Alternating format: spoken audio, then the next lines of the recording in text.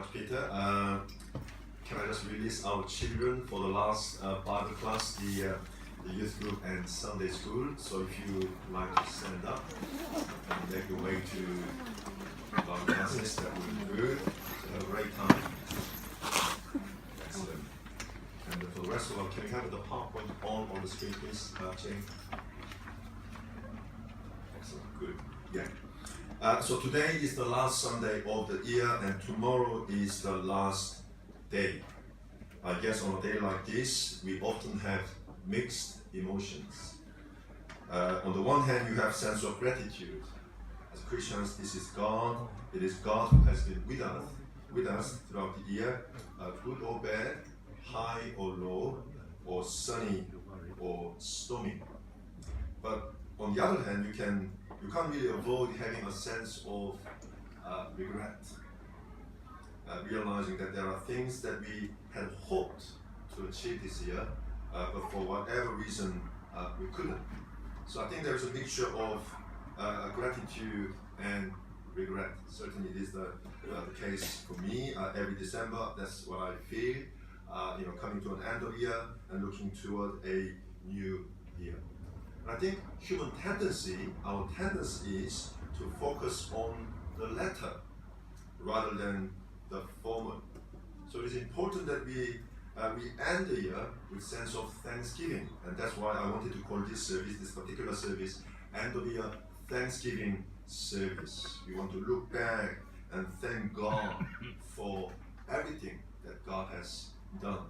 I was asked by Sungmin for some of the English service photos of 2018 last week, a few days ago, and so I went through all the photos that I have taken through my phone.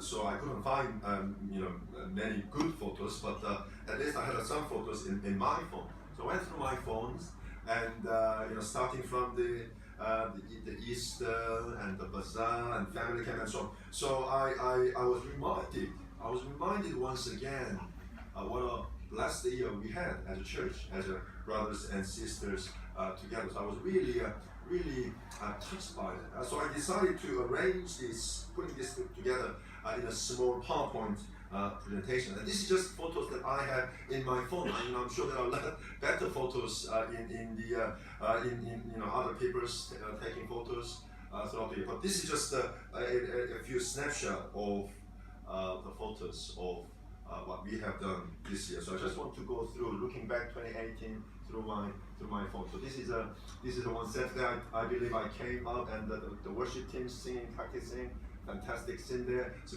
move on, Jay, please. This is the. Can you play the video, please, Jay? This is actually a video clip. Does it work? The button that is play button there. It doesn't. Okay, that's okay. Yeah. So this is what we did this year for our youth. Training our youth to be next worship leaders. So drum, guitar, and keyboard. So move on. So they really enjoyed it. This is outreach. I believe this is Kingston. So Lion's playing and Claudia giving a testimony there, which is fantastic. You don't see that very often in Kingston, a youth giving testimony on the street, so that's powerful. And moving on to the next one, this is the Easter going on. So this is another outreach in Wimbledon, and move on. This is our youth group singing and dancing in Easter. It was very cold, still quite cold on that day, singing and dancing, and move on. So we had this amazing model temple at that corner. So we had amazing time with great speakers, and that was a wonderful time. Carry on. And so we had a bazaar in summertime. Move on, yes, keep going. So some of the pictures there, a lot of items. We had a good number of people on that day. Weather was fantastic. So it was really a lovely day, raising money. And we did send that money to Spain, to this missionary in Spain. And carry on, yes, cooking, serving, coffee there. So it was a very good bazaar. And then we had a family camp at the end of August. I don't have pictures for the main hall. I only have photos for the small groups. So carry on. Yes, the small groups. We had good small groups there in the camp. Move on. Yeah, different small groups. June is leading this group. Steve, and this is Asmaya. Children had a wonderful time over that family camp. This is the video clip, but it doesn't seem to work. I just wanted to show a feel of that Asmaya, and children did really well, and everyone really enjoyed it. Singing, dancing, learning the Bible. It was really good, and you can see the small ones all the way up to the big ones. They all one family. They were helping together, serving each other, encouraging each other. That was really good, and this was a really powerful one. At the end of the Azariah, they literally nailed on the cross, and this is what we have. And so every family, everyone came forward and they nailed on the cross. So that was really powerful. And so some of the station that kids went around. So that was really good. Move on, please. And this is, I think, in my home, we had a leaders barbecue after the family camp. So all these guys, they're working very hard throughout the year. Children are inside, so we had a great time together. And this is a Linus home. This is a worship team barbecue. So not only church meetings and church gatherings, but also fellowship, food, and that's really important. Yeah, move on, please. And this is painting, which was important.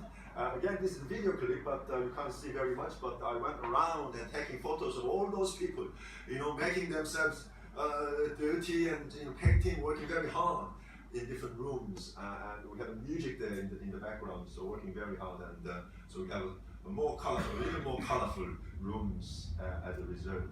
Okay, and finally, this is the Savior Christ has come to town, the Christmas celebration. So carry on, please. Yes, the photos. Wonderfully decorated, first class. The dining hall, and filled by the people. We reckon maybe about 170 people turned up, and there was no seat in the end. And all fantastic desserts, cakes. Carry on, please. And people really having a great time, and a lot of people came up to me and said thank you, and they really enjoyed it. So we have invited family members, friends, neighbors, classmates, people from Carter House. So we had an amazing time. Yes, different families really enjoying the dinner and the fellowship. And so at the end, the last slide, I put this scripture. So carry on, please. I put this scripture, 1 Samuel 7:12. Can we all read it together, please? Thus far has the Lord helped us. Thus far has the Lord helped us. So it's just a one snapshot, just my phone, through my phone, the lens of my phone, one snapshot. But thus far has the Lord helped us. It's very clear.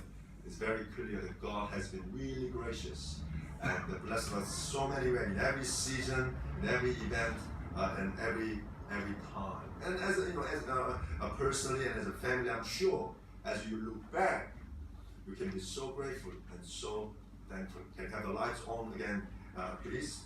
So I think it's important that we end this year with sense of thanksgiving and gratitude. I hope as we have this last couple of days, that you can spend the last couple of days with thanksgiving, thanking God, and for everything that He has done.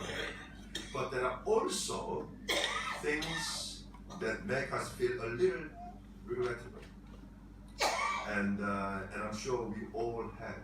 And perhaps you've been thinking about this in recent days.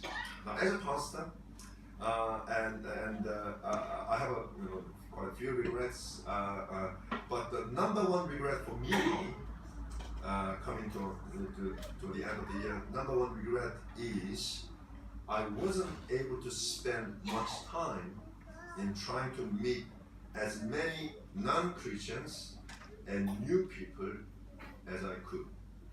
That is number one regret that I have as a pastor, as a missionary pastor. That's the number one I wasn't able to spend much time in trying to meet as many non-Christians and new people as I could. Looking back, although I'm so grateful for God's grace and blessing throughout the year, I feel too much of my time was spent inside the church meeting, organizing church events, services, and meeting the needs of the church people, obviously very important. But I feel that too much of my time was spent in doing just that, rather than trying to meet non-Christians, new people, reaching the lost. I have been reading a book called Planting Churches and Changing Communities. This is all about church planting in the UK. And you hear a lot about churches closing down in this country.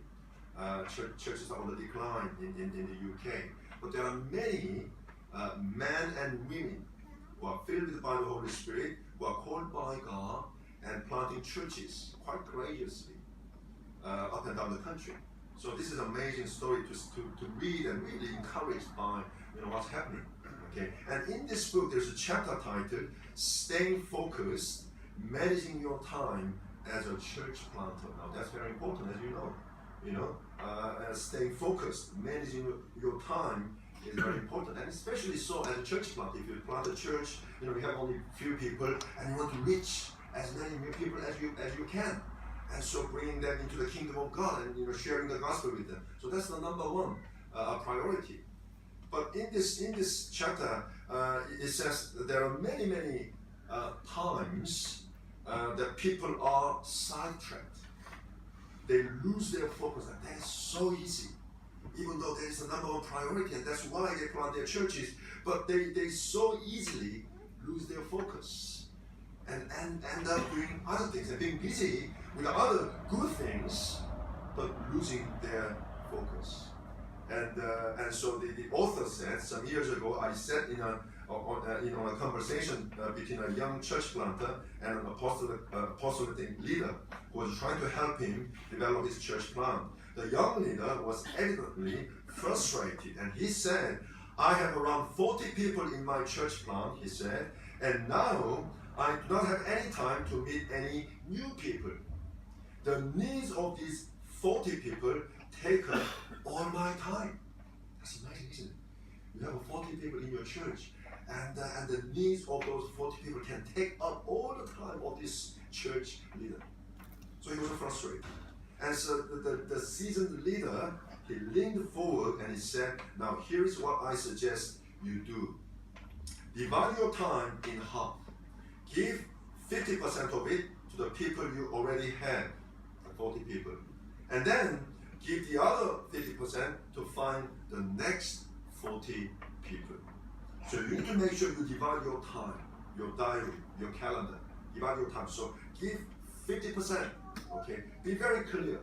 Give 50% to the people you already have. That is important. But also make sure you give the rest of the time, the other 50%, in trying to meet new people, to find the next 40 people. And so the church planter, the young leader, he took the advice quite literally, and he went through the diary, and he just booked up, okay? And said, so I'm used this day, I'm used this week in meeting new people. Okay? He wasn't quite sure what he was going to do specifically, but he just booked up, and put a little note there.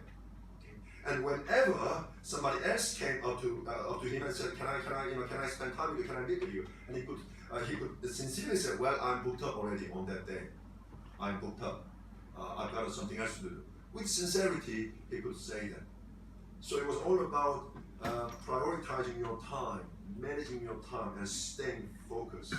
And the author says, when I was planting my first church, I found it was a real challenge to stay focused on the things that would take us forward.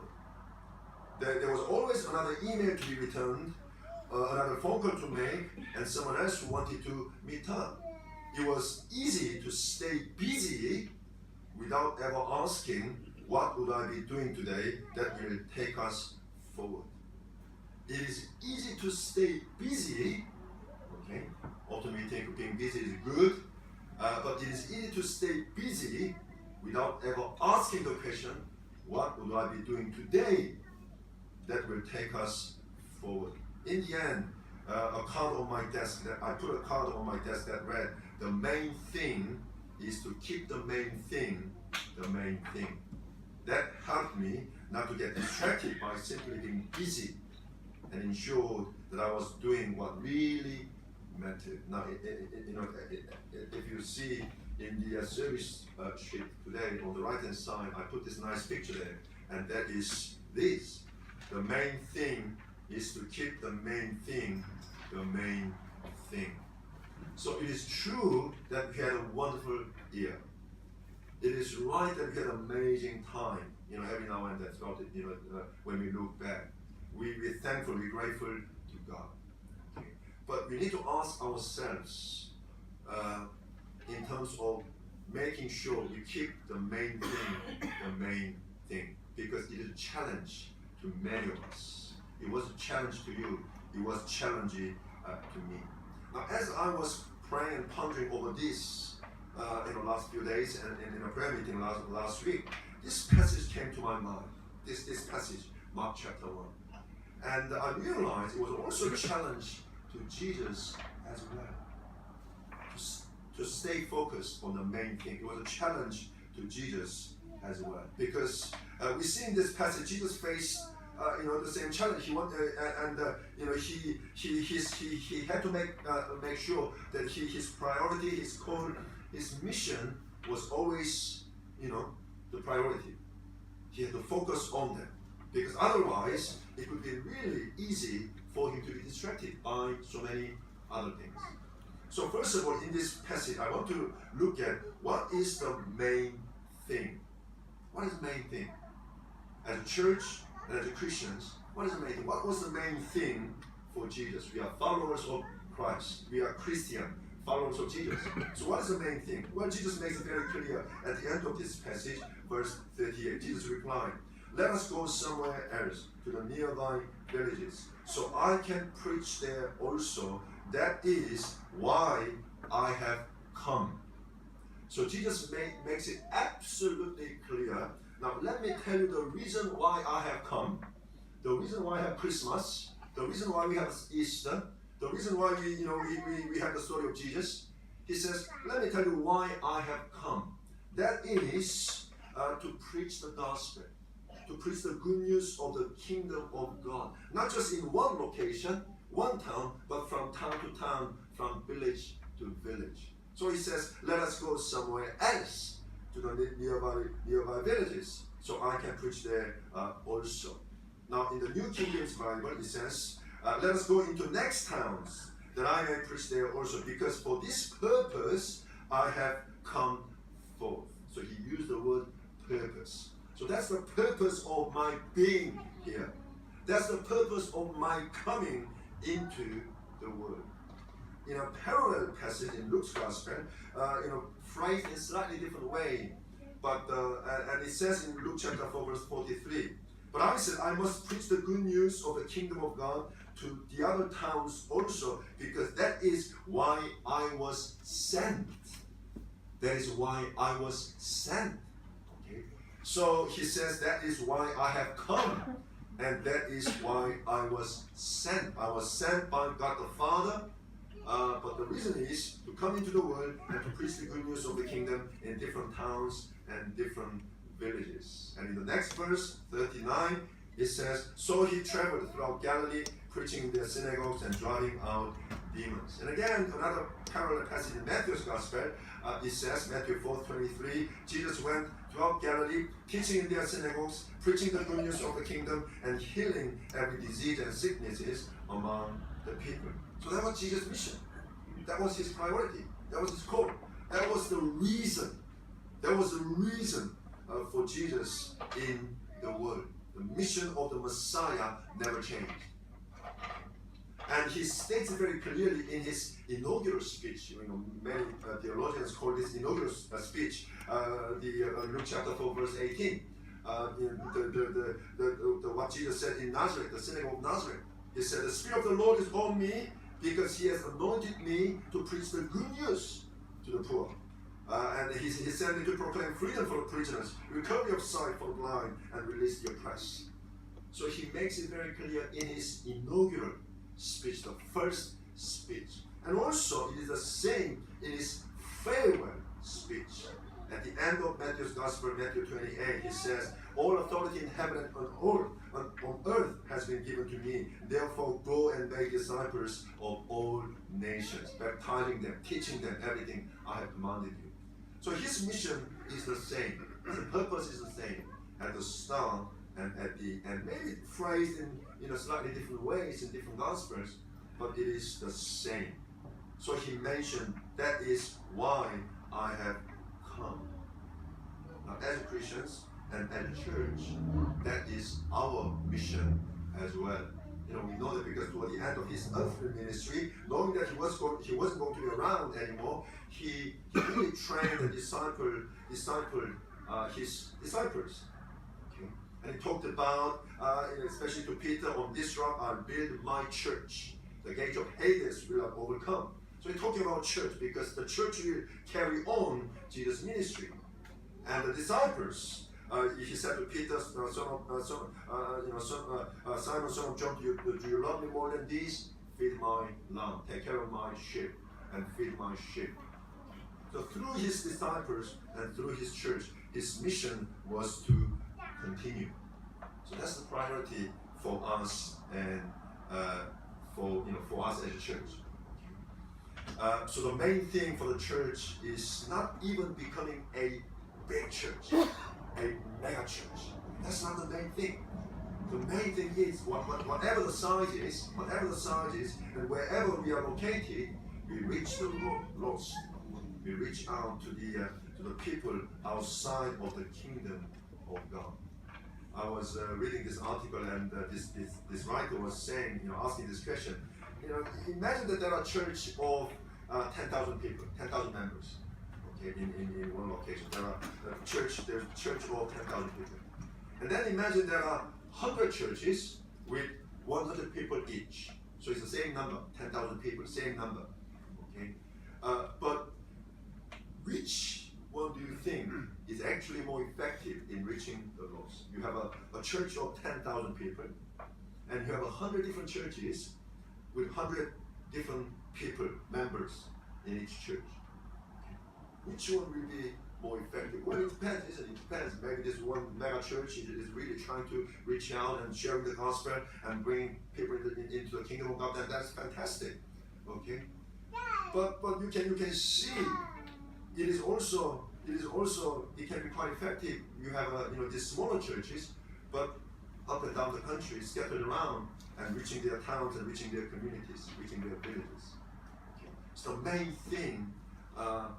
thing is really reaching out to the lost, the communities, the people, the families. Of course, church has a lot of things to do: discipleship, serving, helping the poor. Church has a lot of things to do. But we need to make sure that we keep the main thing. Mark, the writer of this gospel, Mark, he actually exemplifies this. We know that different gospel writer had a different audience. Matthew wrote Matthew's gospel for the Jews.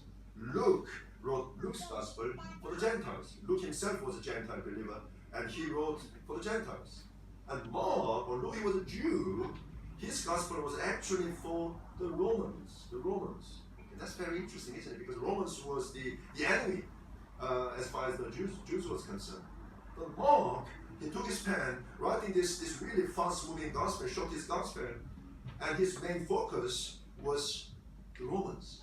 Okay? Because for him, even the Romans was the lost the souls. So he had to reach out to the lost souls, the Romans. So he was writing this Mark's gospel particularly to reach out to the lost souls in Rome. So that's the main thing. Now, number two, how can we keep the main thing the main thing? And I want to talk about largely two things. The first thing is we need to be aware of many distractions. Okay, many distractions. And we can see that in this passage. First distraction is this. Being busy can be a distraction. Being busy can be a distraction, so you cannot focus on the main thing. Now, when you read Mark's Gospel chapter 1, the previous verses, you read that Jesus was really busy. Verse 21, they went to Capernaum, and when the Sabbath came, Jesus went into the synagogue and began to teach. So he was teaching. Teaching requires a lot of preparation, and it takes energy, so he was teaching. And then verse 23, in the middle of the preaching in the synagogue, there was a man who was possessed by a demon, and he was start screaming and shouting. Okay? And people were shocked, and so Jesus went along and he cast the demon out of this man.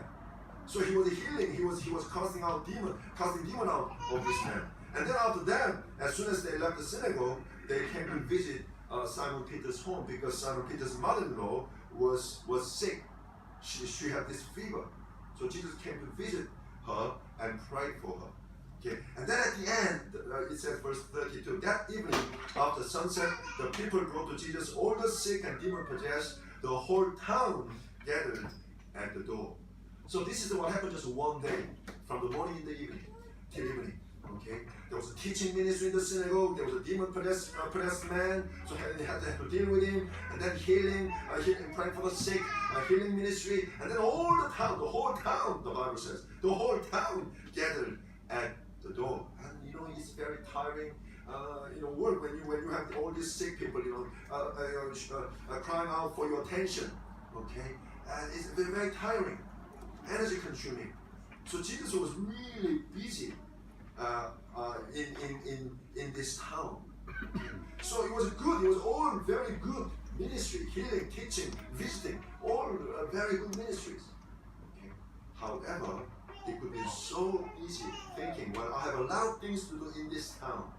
There are many needs in this town, so let me just stay on in this one town and try to meet all the needs of the people in this town. That is to defeat the main thing. That is to defeat the main purpose of Jesus coming into the world. He could be really busy in this one town, okay, but distracted from doing the main thing, which is going around, traveling around, and preaching the good news as widely as he could. So sometimes we think that being busy is good, and being busy is a sign of being successful, okay. But let's be aware, being busy can be a distraction. It can be a distraction. And so you may have a really busy year in 2018. Okay. But let's look back. Okay. And I know this too well. I can be so busy. And I'm known to be busy. People around in the church and outside the church, I'm known to be a busy person. But that doesn't mean that I'm always doing the main thing. Okay. So being busy can be a distraction. And then secondly, being successful can be a distraction. Being successful can be a distraction. And Jesus' ministry was certainly very successful. When we look at the reaction of the people to his ministry, verse 22, people were amazed at his teaching. They really enjoyed Jesus' teaching. Verse 27, the people were also amazed.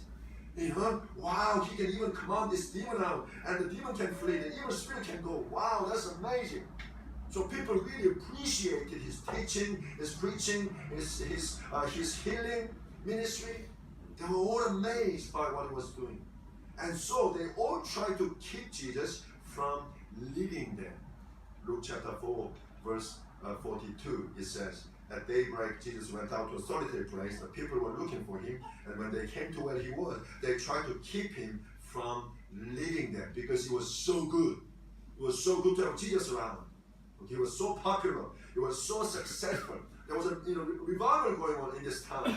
Okay, so they really tried to deter him. Don't go away. Don't go anywhere else. Stay here. The ministry was really successful, and that could be a distraction for Jesus to keep the main thing. So in the end, he had to say, no, I have to go. I have to go somewhere else, because that's the reason why I have come. That's why I was sent. Okay. So you see, being busy can be a distraction, and being successful can be a distraction. Being successful doesn't automatically mean that you are doing the main thing. Okay. And you know the story of a lot of Western missionaries, including British missionaries, went to Asia and African countries, and they did a fantastic work. Hospital, building schools and churches. They did amazing work. Okay? But one of the problems was they stayed on too long. 30 years, 40 years, 50 years, they stayed on too long. The baton wasn't handed over to the locals. So the locals continually depended on the missionaries, okay, which wasn't a good thing. So you have a successful ministry and you just carry on. Okay. So being successful can be a distraction in that regard. And then being popular, being helpful can be a distraction. Here, when Peter and disciples came to Jesus and Jesus was away praying, and they said, "Everyone's looking for you, Jesus. What are you doing here? You're supposed to be with the people, helping their needs and trying to help people." Okay. So people find Jesus so helpful. He was so popular. He was so nice. But that was also a distraction. There's a story of a lighthouse keeper, and this lighthouse keeper was a really good man. He was a nice man. He was a good-hearted man. He was working on a rocky stretch of coastline, and he received this supply of oil every month to keep the lighthouse burning, which was very important. But because the lighthouse was so close to nearby town, he often had visitors, guests from the town, and asking for oil. One time this old lady came up to him and said, "Excuse me, can I have some oil from your lighthouse? Because my boiler needs some oil and my family is cold. So I just want to keep my family warm. So can you help me? Can you give me some oil?" So lighthouse keeper, well, that's okay. So so let me give you some oil. So use it, bring it, and then keep your boiling going. And then another time, another gentleman came and said, "Well, my car needs some oil, and the petrol station is far away. So can you just give me some oil?" And the lighthouse keeper said, "Well, that's your need, and so take some oil and fill in your tank in your car." Okay. And then another person came. "Well, I need some oil to keep my lamp burning in my house. Can you give me some oil?" And this good-hearted lighthouse keeper again, okay, take some oil, and so they went. So he alternately gets these people coming and asking for oil, and he kindly, generously gave away all this oil. And in the end, in the tank of the lighthouse, oil was very low, and the lighthouse couldn't keep burning. One night, it was very stormy night, and the lighthouse went off. It's gone. And on that particular night, there was several ships shipwrecked, damaged, shipwrecked, and many lives was lost. And one of the survivors said, "Well, we couldn't see the lighthouse. We were desperately looking for the lighthouse because we knew it's dangerous and we knew it's a rocky coastline, so we needed some guidance. But there was no lighthouse. Lighthouse wasn't burning." And the authorities and the investigators, and they came and they told this good-hearted lighthouse keeper and saying, "Well, excuse me, sir, the reason why we gave you this supply of oil every month was for you to keep the lighthouse running. But you didn't do your job." So we can be helpful, we try and do things and be nice to each other and all the rest, but still all those things can be a distraction. So being busy, being successful, being helpful, all these nice things, all these good things, they're not bad things. They're not bad things, but they can be distraction and hindrance to achieving the main thing. The main thing is to keep the main thing the main thing. Brothers and sisters, on this last Sunday of the year, let's remind ourselves of the main thing that God has called us to do. And that's been on my mind for the last few days. And so obviously God wants to save us, but then He wants to send us to continue His mission. And then secondly, in this verse, in this passage, we see the reason why Jesus was able to keep the main thing, His main thing, is because He was constantly connected to God in prayer. verse 35. Very early in the morning, while it was still dark, Jesus got up, left the house, went up to a solitary place where he prayed. Obviously, he had a lot of temptations, a lot of hindrances, a lot of distractions coming in his way. Disciples said, everyone's looking for you. Okay? People said, can you stay here? Don't go away anywhere. You stay here. We like you to be here. But because Jesus was connected to God in prayer, he was able to see things from God's perspective, not from human perspective, not from his own perspective, from God's perspective. He was able to have this bigger picture. And that's why he was able to keep the main thing, the main thing. Now, if we lose that connection, it is so easy just being busy, just being successful, just being helpful, and but not really doing the main thing. And when Charles Spurgeon was ministering in London, there was a group of preachers from America. They came to visit London, and they wanted to visit some of the famous churches in London. And they decided to visit two churches, the Metropolitan Tabernacle, where Charles Spurgeon was ministering, and then City Temple nearby. And they came to this church, City Temple, and a minister called Joseph Packer was preaching, and he was known for his preaching. And all these American visitors, they were amazed. Wow, that was a fantastic sermon. What an amazing sermon that was. And that was their comment after they were leaving that church. Wow, Joseph Packer, yes, he's an amazing preacher, amazing speaker. And then they came to Metropolitan Tabernacle where Charles Spurgeon was ministering, and they came, and it was bigger, much bigger, and there were a lot more people in there, and they were really inspired. But after the service was over, as they were leaving the church, the comment that they made was this: wow, Jesus is a wonderful Savior. Jesus is the wonderful Savior. Nothing about Charles Spurgeon. He was called a prince of preachers. It wasn't about Charles Spurgeon. It wasn't about the church building. It wasn't about the music standard. It was all about Jesus. The visitors came away thinking, wow, what a wonderful Savior he is. And that's what we want. We want to focus on telling the main story, the main thing. It's not about fantastic worship.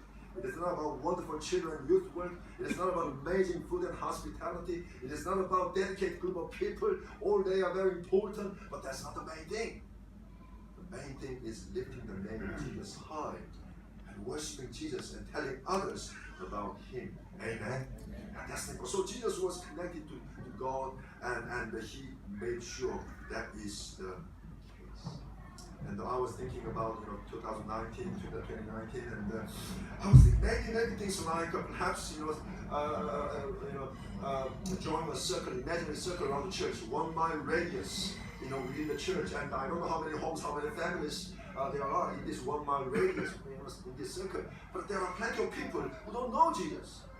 There are few who come to church, but there are plenty of people who don't know Jesus, who have never been to church.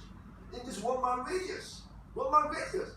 So we have a plenty of job to do. We have a lot of people to reach. And I was thinking, wouldn't it be fantastic? Wouldn't it be fantastic if we keep that as a main thing and reaching out to those people? Maybe sharing the gospel at every home. Maybe deliver a Bible, New Testament, something into every home. It is up to them whether they accept it or not, but it is up to us to deliver the message, tell the people about it. Okay? So something like that. Maybe even in the cutouts, we've been going to the cutouts for the last 3 years, I believe. But not the same thing, meeting the same people, and leading the same worship, but trying to meet new people, new residents, people who haven't been to the services at the cutouts. So I think those things we need to focus in 2019 by God's grace and by the power of the Holy Spirit. Hopefully that we can keep the main thing in the new year. Amen. And so that's for the church and for yourselves also. I hope that you can spend the next few days this week praying like Jesus and see what God speaks to you. Would you like to all stand together, please? Let's all stand together. And sing a song, pray.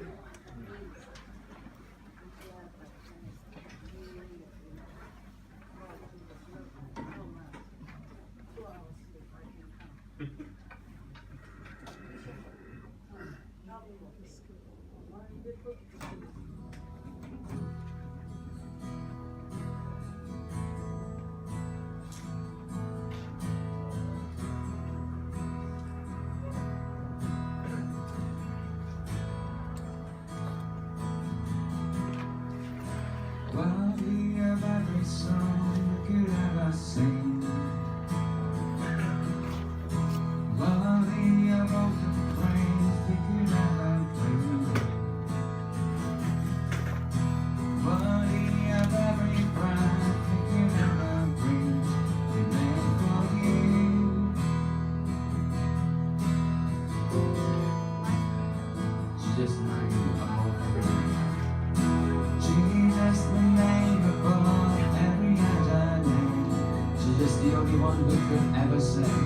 Jesus, the only one who could ever say. You live worthy of everything we breathe. We live for you. We live for you. Holy, there is no one like you. There is none beside you. Oh,